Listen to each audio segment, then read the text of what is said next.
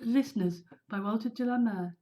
Is there anybody there? Said the traveller, knocking on the moonlit door, and his horse in the silence champed the grasses of the forest ferny floor, and a bird flew up out of the turret above the traveller's head, and he smote upon the door again a second time. Is there anybody there? He said, but no one descended to the traveller, no head from the leafy fringed sill leaned over and looked into his grey eyes where he stood perplexed and still, but only a host of phantom listeners that dwelt in the lone house then, stood listening in the quiet of the moonlight to that voice from the world of men, stood thronging the faint moonbeams on the dark that goes down to the empty hall, hearkening in an air stirred and shaken by the lonely traveller's call, and he felt in his heart their strangeness, their stillness answered his cry, while his horse moved cropping the dark turf neath the starred and leafy sky, for he suddenly smote on the door even louder and lifted his head.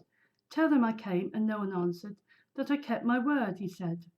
Never the least stir made the listeners, though every word he spake fell echoing through the shadowiness of the still house from the one man left awake. Aye, they heard his foot upon the stirrup, and the sound of iron on stone, and how the silence surged softly backward when the plunging hoofs were gone.